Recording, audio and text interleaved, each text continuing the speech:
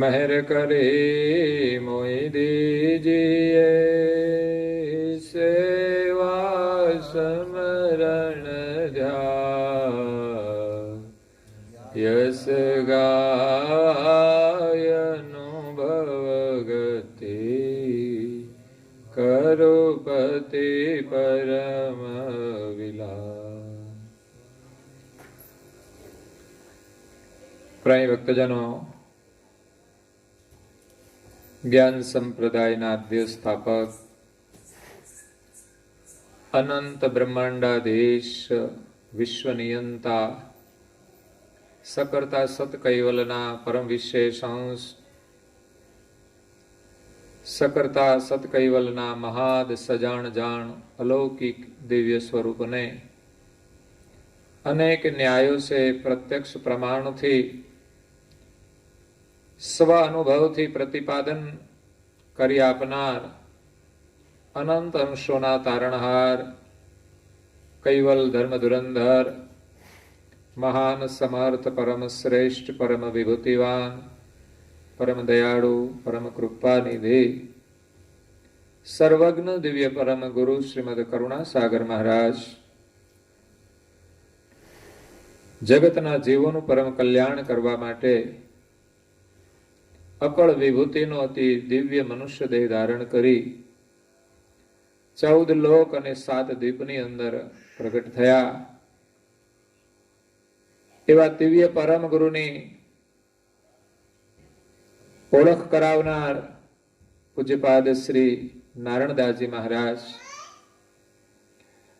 સ્વરચિત ગુરુ મહિમા સાખીને વિશે કહે છે કે મહેર કરી મોઈ દીજીએ સેવા સમરણ ધ્યાન યશ ગાવા અનુભવ ગતિ કરુપતિ પરમ અવિલા.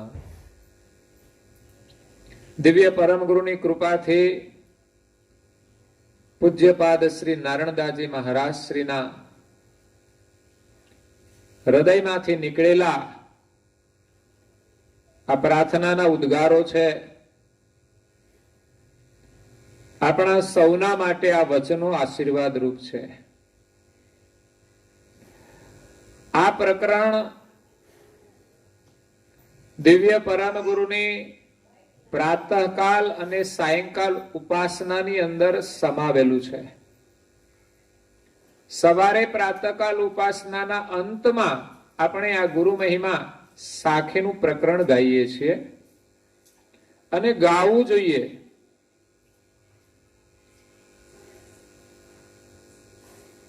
આપણા ઘરની અંદર દરેક સભ્યોએ આ ઉપાસનાનું જે પ્રકરણ છે ગુરુ મહિમા સાખી 10 ચોપાઈઓ છે એ આપણે બધાએ પાઠ કરવો જોઈએ. જેમ અત્યારે એક પ્રસંગોપાત આપણે કરીએ છીએ એ જ વાતાવરણ આપણા ઘરમાં કાયમ હોવું જોઈએ કે આપણા ઘરના દરેક સભ્યો ગુરુ મહિમા સાખીનો પાઠ કરે. 10 ચોપાઈઓ આપણને બધાને આવડવી જોઈએ. આપણા બાળકોને પણ આ સંસ્કાર આપવા જોઈએ. આપણે ત્યાં જયવિધિનો પણ પ્રશ્ન છે કે કદાચ હું ચોપડી વગર તમને કહું કે જયવિધિ બોલાવો તો તમે ના બોલી શકો. તે પરીક્ષાની અંદર કઈ છોકરાઓને ચોપડી લઈને તો લખવાનું હોતું. આ તો ક્લાસની અંદર ઠીક છે તમે ચોપડી લઈને બોલો, પણ આપણે તો પરીક્ષામાં પાસ થવાનું છે. એટલે રોજે આપણા ઘરમાં ઉપાસનાનો પાઠ કરીને જય વિધિ બોલવી જોઈએ. ઘરમાં દાદા કરી લે એટલે આપણને બધાને મળે એવું નથી. આ કોઈ જમીનની વારસાઈ નથી કે કોઈ મિલકત નથી કે મણિદાદાની મિલકત બધી આ જે ઉપાસના કરી એનો લાભ આપણને મળશે. તમે કરો તો મળે, એનામાંથી પ્રેરણા લઈ અને તમે કરો તો લાભ મળે. એટલે એમણે જે કર્યું છે કામ બહુ અદ્ભુત છે. ગૌરવની વાત છે કે દાદા પરમ ગુરુની નિત્ય ઉપાસના કરતા હતા અને એનો અડગ નિયમ હતો કે જ્યાં સુધી એનાથી ચલાયું ત્યાં સુધી મંદિર સુધી આવ્યા અને મંદિરે ન આવી શકતા તો અહીંયા ઘરમાં પણ એની અવશ્ય એ ઉપાસના કરતા. આ કોઈ સાધારણ વાત નથી. એમના જીવનની બહુ મોટી કમાણી છે. અને એવા પિતાના આપણે સંતાન હોઈએ એ પણ એક ગૌરવ છે. લેવા જેવી વસ્તુ એ હતી. બાકી મિલકત તો તમારા પ્રારબ્ધ પ્રમાણે મળતી હોય છે. એમાં ઓછું વધતું થાય તો તમારા પ્રારબ્ધમાં હોય એટલું જ તમને મળી શકે.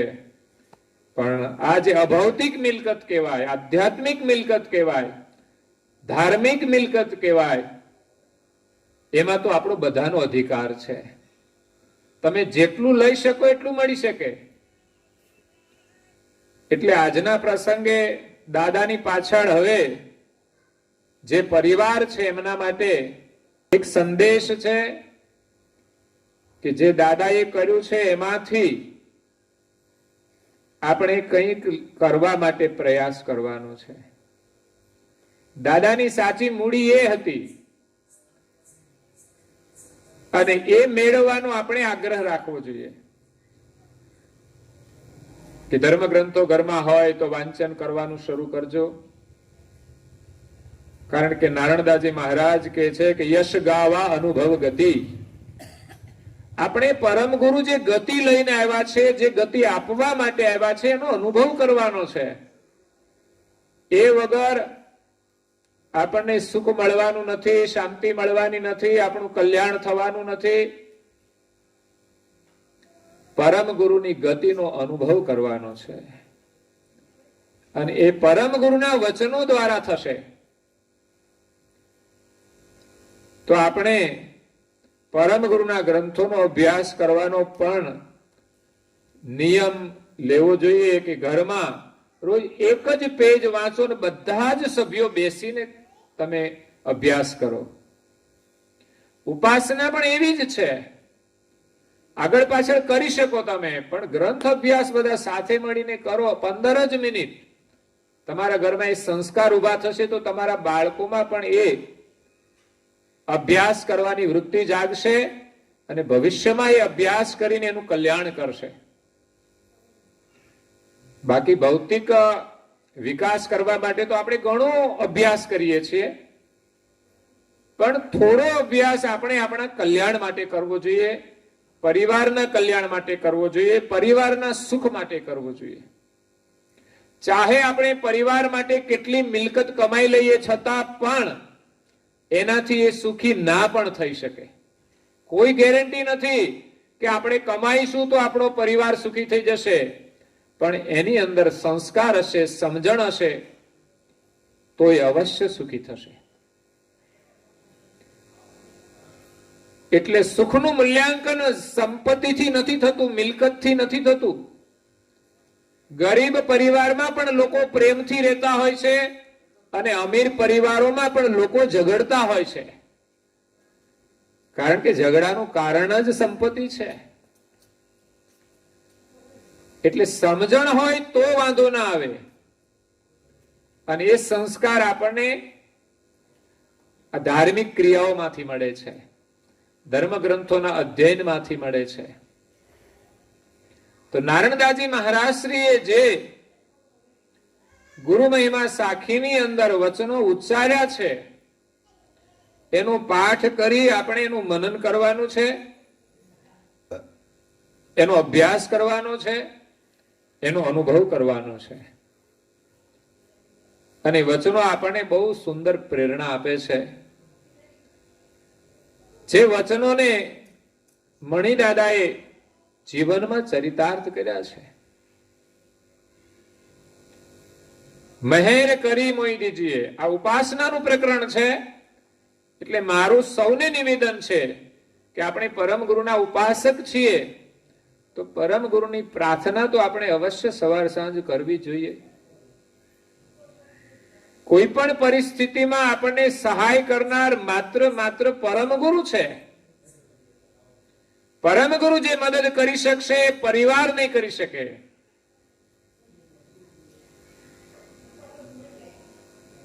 જયતારામ પંચાલ જેમણે પોતાના પ્રેમી રામના નામથી પરમ ગુરુના ગુણગાન ગાયા છે, એના ભજનમાં એ કહે છે, સગુ કુટુંબ સહુ મળ્યું છે સ્વાર્થીને, એ અંતનું કોઈ નથી સાથી, અંતનું કોઈ નથી સાથી, પરમ ગુરુ વિના કોઈ નથી રેલી, પરમ ગુરુ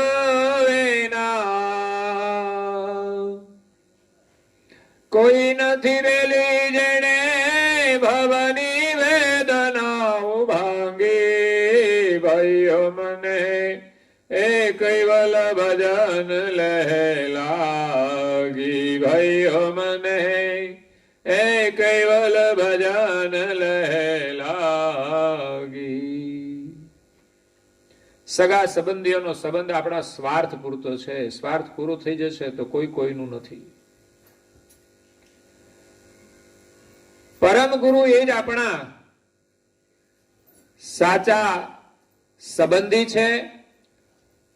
કોઈ પણ પરિસ્થિતિની અંદર આપણને મદદ કરનાર છે. અંતકાળે સગા સંબંધીઓ મદદ નહીં કરી શકે, કારણ કે એના અધિકારમાં નથી હોતું. જ્યારે શ્વાસ પૂરો થઈ જાય ત્યારે આપણે જીવન નથી આપી શકતા. એ જીવનદાતા પરમ ગુરુ છે. જ્યારે સુબોધભાઈ બીમાર હતા ત્યારે આપણને એમ થાય કે કેવી પરિસ્થિતિ છે, પણ ફરી એનું જીવન આપનાર એ પરમ ગુરુ છે. અને એમણે જીવનમાં પરમ ગુરુની સેવા બહુ શ્રદ્ધાથી ને પ્રેમથી કરી છે. અને આજે પણ એની નિષ્ઠા એવી છે પરમ ગુરુમાં, શરીર કામ કરે કે ન કરે પણ ભીતરની નિષ્ઠા છે એ ક્યારેય પાંગડી નથી બની શકતી. આપણી જો ભાવના હોય તો. બાકી શરીર સારું હોય પણ ભાવના ન હોય તો આપણી નિષ્ઠા છે પાંગડી બની જાય. એટલે મનુષ્ય જીવનના જે શ્વાસ છે, જેટલા પ્રભુ સ્મરણની અંદર વપરાય એ જ આપણું સાચું જીવન છે. એ જ જીવનની સફળતા છે. અને જીવનની સાચી શાંતિ, પરમ શાંતિ એ તો પરમ ગુરુના શરણમાંથી મળશે, નહીં કે ક્યાંય સંસારમાંથી. આખી દુનિયા ફરીએ તો પણ એ શાંતિ નહીં મળે જે શાંતિ પરમ ગુરુના શરણમાંથી મળશે. અને એ શાંતિ આપણા ભીતરમાંથી મળશે. તો ભીતરમાંથી શાંતિ મેળવવાનો માર્ગ એ ઉપાસનાનો માર્ગ છે. એટલે મારું નિવેદન છે, મારી વિનંતી છે કે આપણા ઘરમાં બહુ લાંબી ઉપાસના ન કરો તો હું તમને ટૂંકી ઉપાસના આપું છું કે જે નાના બાળકો કરી શકે એટલું તમે જીવનભર કરો તો પણ ઘણું છે. ટૂંકી ઉપાસનામાં ગુરુ મહિમા સાખી છે. સાંજે અને સીધી આરતી કરજો તમે. એવું નહીં કે આપણે ક્યાંય સિઝનેબલ ઉપાસના નથી. આપણા ઉત્સવો સિઝનેબલ હોય પણ આપણા કલ્યાણ માટે જે કરવાનું છે તો કાયમ કરવું જોઈએ. આ સત્સંગ પારાયણ એ પણ એ જ પ્રેરણા આપે છે કે આજે જે વિધિ આપણે કરી રહ્યા છીએ એક સદગત આત્મા પાછળ એ આપણે સ્વયં કરવાની છે. આ કોઈ કર્મકાંડ નથી. કર્મકાંડ કરાવે કે ન કરાવે કોઈ ફરક નથી, પણ આપણે તો સદગત આત્માને આપણે સ્વયં શ્રદ્ધાંજલિ આપીએ છીએ. નહીતર આ કોરોનાની બીમારીમાં કેટલાય લોકો હોસ્પિટલેથી સીધા જ એમને વળાવી દીધા છે. બધાની પાછળ કોણ કર્મકાંડ કરે છે? પૂરી વિધિ પણ થતી નથી. એટલે આપણે તો સ્વયં સદગત આત્માની શ્રદ્ધાંજલિ આપવાની છે, પરમ ગુરુને પ્રાર્થના કરવાની છે. અને પ્રાર્થના એ જ સાચી શ્રદ્ધાંજલિ અને અંતિમ વિધિ છે. તમે બધા જ પરિવારના સભ્યો ગ્રંથનો પાઠ કરો ને કોઈ એક વ્યક્તિ ગ્રંથ વાંચે ને બધા સાંભળે તો પારાયણ થઈ જાય. આપણે તો પરમ ગુરુ પરાયણ બનવાનું છે, પરમ ગુરુના વચનામૃત શ્રવણ કરવાના છે. એ જ પરમ ગુરુના આશીર્વાદ છે. દાદા એનું આધ્યાત્મિક ઉત્તમ જીવન જીવીને ગયા છે. સંસારની માયા તો છે ને ઋષિ મુનિઓને પણ નડતી હોય છે, પણ એના જીવનમાં જે સારું છે અને સાચું છે વિશેષ એ વિચારીએ તો એનું જીવન મારી દ્રષ્ટિએ તો પરમ ગુરુમય હતું. જ્યારે હું મળું ત્યારે એને સંસારની કોઈ વાત જ નહીં કરી હોય. જ્યારે જુઓ ત્યારે એના મુખમાંથી પરમ ગુરુની વાત હોય. આ કોઈ સામાન્ય કામ નથી.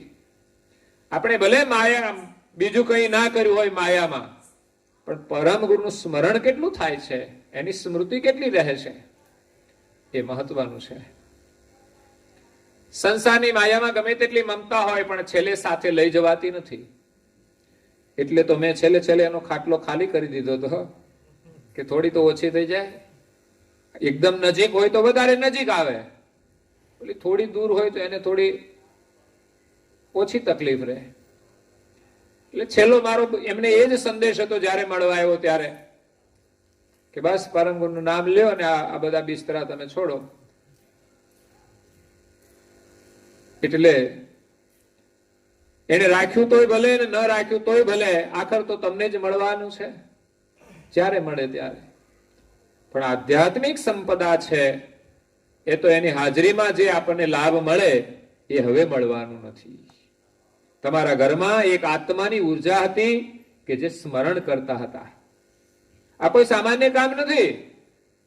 કોઈ આપણને 5,000 રૂપિયા આપી જાય ને એ મહત્વનું નથી, પણ આપણા ઘરમાં કોઈ સ્મરણ કરે ને એ મહત્વનું છે. આપણા ઘરને પવિત્ર કરે છે. અને દીકરાઓને પણ ધન્યવાદ આપું છું કે એમણે દાદાની જે સેવા કરી છે એ બહુ મોટી કમાણી છે, મોટા આશીર્વાદ છે. બાકી તો મંદિરમાં આપણે જઈએ પ્રાર્થના કરીએ, પણ પ્રત્યક્ષ આશીર્વાદ તો ઘરમાં જ હોય છે. દાદા હોય, દાદીમાં હોય કે કોઈ પણ વડીલ હોય, કોઈ બીમાર હોય, એની તમે સેવા કરો એ પ્રત્યક્ષ આશીર્વાદ છે. એટલે નારણદાસજી મહારાજ આપણને ગુરુ મહિમા સાખીની અંદર જે સંકેત કરે છે એ રોજ પાઠ કરીએ અને એનું મનન કરીએ તો એમાંથી આપણને પ્રેરણા મળશે, બળ મળશે. આ માત્ર પાઠ નથી, આપણા માટે આ એક પોષણ છે. આપણે સેવા કરીએ, સ્મરણ કરીએ અને ધ્યાન કરીએ, એની અંદર બળ આપનારી આ વસ્તુ છે કે રોજ આપણે પાઠ કરીએ તો એ સેવાનો શબ્દ આવે અને આપણામાં સેવા કરવાની ઉર્જા આવે. નહીં તો સેવાની અંદર પણ ઘડપણ વેલું આવે, સ્મરણમાંય ઘડપણ આવે. ન થાય એટલે સમજવાનું આ ઘડપણ આવ્યું છે. અને ભાવના હોય તો ઉંમર થઈ જાય તો પણ સેવા કરતા હોય છે. એની અંદર શરીર વૃદ્ધ થાય છતાં પણ સેવાની ભાવના યુવાન હોય છે. અને સેવા તો માગવાની હોય છે. પરમ ગુરુ પાસે આશીર્વાદમાં સેવા માગો. સેવા માગશો એટલે આશીર્વાદ તો તમારી પાછળ પાછળ આવશે જ. નહીં તો આશીર્વાદ પાછળ દોડીશું કદાચ આશીર્વાદ આગળ આગળ ચાલે ને આપણે એની પાછળ દોડતા જ રહીશું. પુરુષાર્થ વગર આશીર્વાદ મળતા નથી. એટલે આશીર્વાદની પાછળ નથી દોડવાનું, આપણે સેવાની પાછળ દોડવાનું છે કે જેથી આશીર્વાદ આપણી પાછળ જ રહે. અને આપણા જીવનની રક્ષા એ એવા જ કોઈ પુણ્યના આશીર્વાદ જ કામ કરી રહ્યા છે. બાકી કોરોનામાં સપડાઈ જઈએ અને બીજી કોઈ પણ મુસીબતો આવી શકે છે, પણ આપણે સુરક્ષિત છીએ એ ભગવાનના આશીર્વાદથી, એવા કોઈ સુકૃતથી. એટલે પ્રાર્થના પૂર્વક પરમ ગુરુ પાસે માગણી કરીએ કે મહેર કરી મોઈ દીજીએ. સેવા, સ્મરણ, ધ્યાન, આ ત્રણ વસ્તુ માગવાની છે. 3 પગથિયા છે: સેવા, સ્મરણ અને ધ્યાન. પ્રથમ પગથિયામાં સેવા, અને સેવાનો ભાવ જો આપણામાં આવે તો ઘરમાં ક્યારેય મુસીબત ન આવે. સેવાનો ભાવ એટલે એનો સ્વભાવ વિનમ્ર હોય એ જ સેવા કરી શકે. અને એ વિનમ્રતા ઘરની અંદર સુખ આપે છે. સેવા ન હોય ત્યાં અહંકાર આવે છે. કઈ કામ કરીએ ને તો અહંકાર આવે, અને અહંકારમાં મારાપણાનો ભાવ હોય, હુંપણાનો ભાવ હોય, એ ઘરમાં પણ કલેશ કરતો હોય છે. એટલે સેવાની ભાવનાથી પ્રથમ વ્યક્તિને સુખ મળે છે, બીજા ચરણની અંદર પરિવારના સદસ્યોને સુખ મળે છે, અને સેવા જો ફાલી ફૂલીને મોટી થાય તો એ આડોશી પાડોશીને અને આખા ગામને સેવાનો લાભ આપે છે. અને સંતો સેવાના એ ઉચ્ચ શિખર ઉપર પહોંચતા હોય છે કે જે સારા સમાજને લાભ આપે છે, નિસ્વાર્થ ભાવથી. એમાં કોઈ ઓળખાણ નથી હોતી. કોઈ નવી વ્યક્તિ આવી જાય એના સંપર્કમાં તો એની ઓળખાણ થઈ જતી હોય છે, એ સંબંધી બની જતા હોય છે. એટલે સેવા, સ્મરણ અને ધ્યાન 3 વિષયો ઉપર આપણે બહુ સૂક્ષ્મ ચિંતન કરવું જોઈએ. ચોપાઈઓ તો આપણે 10 છે, પણ આ એક એક ચોપાઈની અંદર કેટલું બધું જ્ઞાન ભરેલું છે, કેટલી ગતિ ભરેલી છે, એ આપણને બધાને દિશા આપે છે. પરમ ગુરુ પાસે શું માગવાનો? મહેર કરી મોઈ દીજીએ સેવા, સુમિરન. આપણા મનથી સુમરણ થાય. અને છેલ્લે ધ્યાન અવસ્થામાં જવાનું છે. નવરા બેસી રહેવાનું હોય તો પણ આપણને કંટાળો ન આવે એવી ધ્યાન અવસ્થા પ્રાપ્ત કરવાની છે. આ કોરોના થઈ જાય ત્યારે 15 દિવસ આપણે એક કોટડીમાં રહેવું પડે છે, જાણે જેલમાં રહેતા હોય એવું. આમ ઘરમાં હોય એટલે આમ સારું લાગે, બાકી તો એક પ્રકારની ફેસિલિટી વાળી જેલ કહેવાય. ઘરમાં એક જ રૂમમાં રહેવાનું હોય એટલે એને ફેસિલિટી વાળી જેલ કહેવાય. કે ઘણા મોટા લોકો કઈ ગુના કરે તો એને જેલમાં પણ ફેસિલિટી મળતી હોય છે, પણ એક બંધન છે આપણા માટે. પરંતુ જેણે સેવા સમરણ કરીને સમાધિ અવસ્થા પ્રાપ્ત કરી છે એને માટે જેલ નથી. હું તો મંદિરમાં ક્વોરન્ટાઇન જ રહું છું ને, જો તમે તો બીજો મારી પાસે કોઈ હોતું જ નથી, હું એકલો જ રહું છું. કોરોના આવે તોય ભલે, ના આવે તોય ભલે, મારે તો એ સ્થિતિમાં જ રહેવાનું હોય છે. મને એવું કઈ લાગે જ નહીં. એ અભ્યાસ હોય તો, નહીં તો તમને ગમે નહીં. 12 દિવસ 15 દિવસ માંડ જાય તમારા, કારણ કે તમે પરિવાર સાથે રહેલા હોય અને છૂટા પંખીની જેમ ઉડતા હોય, અને અમે પિંજરાના પંખી, પિંજરામાં જ રહેતા હોય. એટલે અમને અહીં રાખે તોય ભલે, કોઈ બીજી જગ્યાએ રાખે તો અમને એમ ના થાય કે અહીંથી ભાગી જવું છે, અહીં ગમતું નથી. અમને જ્યાં રાખે ત્યાં અમે રહી શકીએ, કારણ કે પિંજરાના પંખી છીએ. એટલે અમારું રક્ષણ કરવા વાળા કોઈ માલિક હોય છે, અમે એના પિંજરામાં છીએ કે અમને ત્યાં બધું મળી રહે છે. ખાવા પીવાનું શોધવા જવું પડતું નથી. બીજા પંખીઓને શોધવું પડે, મળે ના મળે, પણ અમે સુરક્ષિત પિંજરામાં છીએ. તો ધ્યાન અવસ્થાનો અભ્યાસ કરવાની જરૂર છે કે ઉંમર થયા પછી પણ આપણે એકલા રહેવાનું હોય તો પણ આપણો સમય સરળતાથી પસાર થાય, સ્મરણની અંદર પસાર થાય. તો સ્મરણથી ધ્યાન અવસ્થા પ્રાપ્ત થાય છે. એક સ્મરણ કરવાનો અભ્યાસ આવી વિપરીત પરિસ્થિતિમાં આપણે બહુ ઉપયોગી થાય છે, જે સગા કોઈ આપણને મદદ ના કરી શકે. કારણ કે જે પરિસ્થિતિમાંથી પસાર થવાનું એ તો આપણે થવાનું ને. લોકો તો ખબર લઈને જતા રહે, પણ એક એક ક્ષણ તો આપણે કાઢવાની છે. તો જીવનમાં એવો અભ્યાસ કરી લઈએ સ્મરણનો કે તમે પ્રવૃત્તિમાં હો તો પણ તમારો સમય સરળતાથી પસાર થાય, પ્રભુમય પસાર થાય, અને તમારું દરેક કાર્ય પૂજા બની જશે, સેવા બની જશે. તો 3 પગથિયા છે. મહેર કરી મહી દીજીએ સેવા, સુમિરન, ધ્યાન. પહેલું પગથિયું સેવાનું છે. સેવા તનથી થાય, મનથી પણ થાય, ધનથી પણ થાય. પણ વિશેષ સેવાનો લાભ આપણને તનથી મળે છે. સ્મરણનો લાભ શરીર દ્વારા થાય છે, પણ વિશેષ સ્મરણ મનથી કરવાનું છે. અને ધનથી પણ સ્મરણ થાય છે. ધન સદકાર્યમાં વાપરો તો પણ તમારામાં સેવાનું સ્મરણ કરવાની પ્રેરણા થાય છે. સ્મરણના બીજ રોપાય છે. શુભ કાર્ય કર્યું એનું તમે સ્મરણ કરો તો એ પણ સ્મરણ છે. અને ધ્યાન એ પણ તનથી થાય છે, મનથી થાય છે, અને ધન દ્વારા પણ થઈ શકે. ધનનો તમે પરમાર્થમાં ઉપયોગ કરો તો જ ધ્યાન થાય, નહીં તો ધ્યાનની અંદર પણ ધન વિક્ષેપ કરે. ધ્યાનમાં બેસીએ તો પણ ધનના વિચારો આવે. ધન કમાવા માટેના આવે, ધન હોય તો એને વાપરવાના આવે. તો તનથી ધ્યાન કરવાનું. તો એક જગ્યાએ બેઠા તો સ્થિરતાપૂર્વક બેસીએ. તન પણ ધ્યાન માટે ઉપયોગી છે. મનથી તો મુખ્ય ધ્યાન કરવાનું છે કે આ સંસારની અંદર ભટકતું મન એ ધ્યાન દ્વારા આપણે સ્થિર કરવાનું છે. આપણે કોઈ પણ સંસારનું કામ કરીએ તો પણ સહજતાથી કરીએ, પણ આટલી સહજતા આપણામાં નથી હોતી. વાત વાતમાં આપણે ગરમ થઈ જઈએ, વાત વાતમાં ઠંડા પડી જઈએ, ઢીલા પડી જઈએ, આળસુ બની જઈએ. આ વિષમતાઓ છે, સહજતા નથી. ઈચ્છાઓનું વાવાઝોડું આવે તો બેચેન થઈ જઈએ.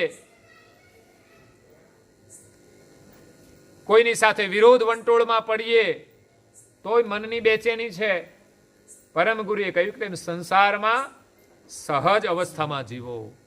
કામ ક્રોધ મન વિરોધ ન કરના, સહેજ સ્વભાવ સહાવ નિસ્તરના. સહેજ સ્વભાવ બનાવવાનો, બધાની સાથે સમ્યક ભાવે રહીએ. તમે અભ્યાસ કરો તો ઘણા પરિવારમાં ઘણા સભ્યો જોવા મળશે તમને. ઘણા લોકો વાત વાતમાં આવેશમાં આવી જતા હોય, જ્યારે ઘણા લોકો બહુ સહજતાથી વ્યવહાર કરતા હોય છે. પરિસ્થિતિ તો એના જીવનમાં એવી જ હોય છે, સારી નરસી, પણ ઉદ્વિગ્ન ન થવું એ જીવનની બહુ મોટી સફળતા છે. એના જીવનમાંથી આપણે પ્રેરણા લેવી જોઈએ કે વાત વાતમાં આપણે ક્રોધમાં ના આવવું.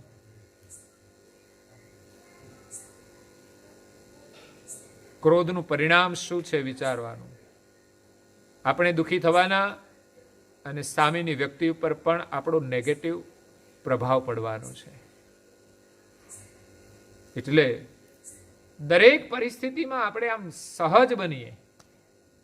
પ્રભુનું સુમિરન કરતા કરતા દરેક કામ સહજ રીતે થાય. સહજતા એ છે કે બહુ કામનાઓની પણ આપણા ઉપર અસર ન રહે. નહીં તો કામનાઓની અંદર દબાઈ જાય છે માણસ, તો પણ એ શાંતિથી જીવી શકતું નથી. વધારે દુઃખની અનુભૂતિ થાય છે. થવાનું એ જ થવાનું. જેટલું આપણે કરી શકવાના એટલું જ કરી શકવાના. તો પછી વધારે કામનાઓ કરીને શા માટે દુઃખી થવું જોઈએ? ક્રોધ, કામ, ક્રોધ અને કોઈની સાથે વિરોધ ભાવ નહીં. બસ જેટલું કામ થાય એટલું સહજતાથી કરીએ. રહત સદાસંગ જગત સમીપા, જો કમલા જલ માહી ઓર છીપા. જેમ જળની અંદર કમળ રહે છે છતાં એ ભીંજાતું નથી, એવી જ રીતે આપણે સંસારમાં રહીએ છતાં પણ સંસારનો સ્પર્શ ન થાય. એવી રીતે જલ કમલવત સંસારમાં રહીને પ્રભુનું સુમિરન કરીએ. ખાલી કરવા માટે નહીં, આત્મ કલ્યાણ માટે કરવાનું છે. નિયમ અને નિષ્ઠાથી કરવાનું. તો એક નાનકડું વાતાવરણ બનાવો કે ગુરુ મહિમા સાખી અને સંધ્યા આરતી, આટલો મેં બાળકોને નિયમ આપ્યો છે. પછી જય વિધિ આવે એટલે તમારું એક સ્ટેપ પૂરું થઈ જાય. તો એટલું કરવાનો દરેક સભ્ય નિયમ લે. ઘરમાં એક વાતાવરણ બનાવો કે આટલું તો આપણે અવશ્ય કરવું જોઈએ. જેમાં સામાજિક પ્રસંગોમાં આપણે માનીએ છીએ કે આ પ્રમાણે તો વિધિ કરવી જ પડે. ગ્રહ શાંતિ ન કરીએ તો પછી એના લગ્ન જીવનમાં શાંતિ આવે, પણ તોય અશાંતિ આવે છે, આપણે જોઈએ છે. તો પરંપરાઓને જેમ માનીએ છીએ એમ આ પણ આપણી એક બહુ જ મોટી પરંપરા છે. અને આ તો નિત્ય પરંપરા છે. અને આ પરંપરામાં તમે જોડાવ તો ખરેખર તમારા ઘરમાં શાંતિ આવશે. શાંતિ લેવા નહીં જવી પડે. પણ આપણે તો એવું માનીએ છીએ કે એવા પ્રસંગો આપણે પતાવી દઈએ અને એ પણ ભાડાના માણસો લાવીને એટલે કામ પતી ગયું. એમાં આપણું તો કઈ જ નહીં. આ તો સ્વયં આપણે રોજ નિત્ય પ્રાર્થના ઉપાસના કરીએ તો રોજ યજ્ઞ થાય છે. એક દિવસ કઈ વર્ષમાં પ્રસંગ આવે ત્યારે તમે યજ્ઞ કરાવો અને તમને બધો લાભ મળી જાય એવું નથી. યજ્ઞ કરાવો તો ભલે ન કરાવો પણ રોજ યજ્ઞ કરવા જોઈએ અને આપણે જાતે કરવા જોઈએ. આપણા ઋષિ મુનિઓ યજ્ઞ રોજ કરતા હતા. જે યજ્ઞો આપણે કરીએ છીએ એ અગ્નિહોત્રના યજ્ઞો પણ કરતા હતા. પણ આજે સમય પ્રમાણે આપણે સ્મરણ યજ્ઞો કરવા જોઈએ, જ્ઞાન યજ્ઞો કરવા જોઈએ, ઉપાસના યજ્ઞ કરવા જોઈએ. આ ઘરમાં થઈ શકે બધું અને તમને સ્વયં શાંતિનો અનુભવ થશે. કારણ કે શાંતિના સાગરમાંથી આ નીકળેલા વચનો છે. આ કોઈ સામાન્ય વ્યક્તિએ ઉચ્ચારેલા નથી. આ તો પૂજ્ય શ્રી નારાયણદાસજી મહારાજશ્રીના વચનો હોય કે દિવ્ય પરમ ગુરુના વચનો, જે આ દુનિયામાં આપણને શોધવા જઈએ તો કોઈ શાસ્ત્રમાં ના જડે. એટલે વિચાર કરજો કે આપણા જીવનનો સમય એમ જ ન જતો રહે. અને કામ ધંધો કરવા માટે તો આપણે કેટલો સમય આપ્યો છે. આપણે તો માત્ર એમાંથી થોડો સમય કાઢવાનો, એમાંય સમય સંધ્યા સમય ન કાઢી શકીએ તો કલ્યાણ થશે કેવી રીતે? એટલે અવશ્ય પરિવારના સભ્યો બધા જ સંધ્યા ઉપાસનાનો સમય કાઢે. 15 મિનિટ સવારની ઉપાસના આખી ન કરો તો 15 મિનિટ કાઢજો સમય. અને ગુરુ મહારાજે જે મંત્ર આપ્યો છે એ મંત્રની ઓછામાં ઓછી એક માળાનો સમય તમે કાઢજો અને જપ કરજો અને કપાળમાં અવશ્ય ભાલ તિલક કરજો. આ પરમ ગુરુના આશીર્વાદ છે. શરમ અને સંકોચને છોડો. શુભ કાર્ય કરવા માટે શરમ ને સંકોચ હોવા જ ન જોઈએ, નહીં તો આપણે પ્રગતિ નહીં કરી શકીએ. અને નાનકડી પ્રવૃત્તિ છે, થાય એવી પ્રવૃત્તિ છે, નાના બાળકથી માંડીને બધા જ કરી શકે. તો આપણા ઘરનું વાતાવરણ એવું બને કે ઘરમાં બધા જ સભ્યોના કપાળમાં તિલક હોય અને એકબીજાના દર્શનથી એકબીજાને ચેતના મળે, બળ મળે. અને આ બધાનું કલ્યાણ કરાવનારું છે, કૈવલ ધામમાં લઈ જનારું છે. આજે કર્યું છે, આજે બીજ તમે વાવો છો, એક દિવસ એનો અંત કૈવલ ધામમાં છે. આ ચાવી છે, માસ્ટર ચાવી છે. કોઈ પણ મુસીબતોના તાળા ખોલવાની આ માસ્ટર ચાવી છે. એવું નથી કહેતા કે પછી આ એક કામ કરીએ એટલે પછી કંઈ કરવું જ ન પડે. બધું જ કરવાનું છે, જે જરૂરી છે બધું જ કરવાનું.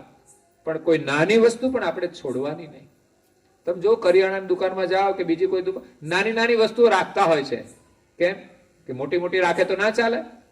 પણ નાની વસ્તુ જ જીવનની જરૂરિયાતની છે અને એમાંથી પણ આપણને લાભ મળે છે. દરેક વ્યક્તિના જીવનમાં પણ નાની નાની વસ્તુઓનું મહત્વ હોય છે. એટલે પૂજ્ય શ્રી નારાયણદાસજી મહારાજ ઉપાસનાના પ્રકરણની અંદર ગુરુ મહિમા સાખીમાં આપણને જે ઉપદેશ આપે છે, મહેર કરી મોઈ દીજીએ સેવા સ્મરણ ધ્યાન. સેવા પરમ ગુરુની કરવાની છે, સેવા પૂજા કરવાની છે અને ત્યાર પછી બીજા સ્ટેપની અંદર પરિવારના સદસ્યોની આપણે સેવા કરવાની છે. ક્યારેય આપણે એવું નહીં માનવાનું કે આપણે કરવું પડે છે. ગૌરવપૂર્વક કરવાનું, આપણને લાભ મળવાનો છે. તો સેવા કોઈની પણ કરવાની હોય, કઈક જગ્યાએ તો આપણી ફરજ જ હોય છે, પણ આપણી ફરજ ન હોય તો હંમેશા સેવાનો ભાવ રાખો જીવનમાં અને સેવાનો લાભ લઈ લ્યો. તમારા ખાતામાં જશે. આપણે જેમ અત્યારે એકબીજાના ખાતામાં મોકલીએ છે ને, આપવાય ને જવું પડે. અહીં બેઠા બેઠા જ્યાં એન્ટ્રી પાડવી હોય ત્યાં પડી જાય છે સાહેબ.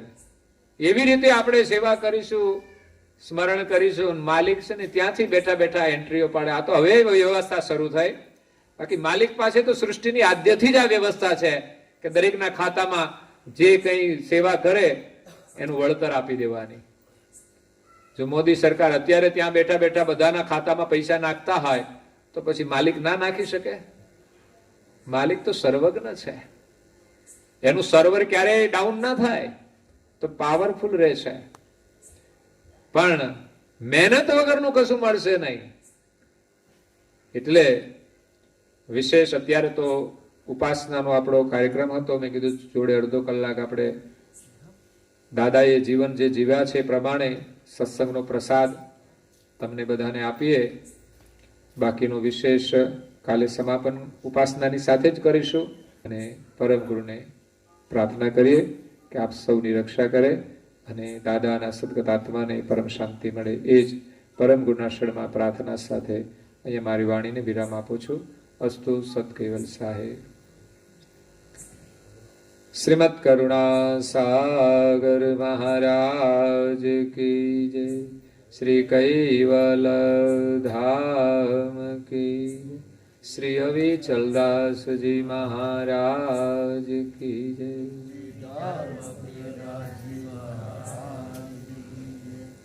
સત કેવલ સાહેબ, સત કેવલ સાહેબ, સત કેવલ સાહેબ.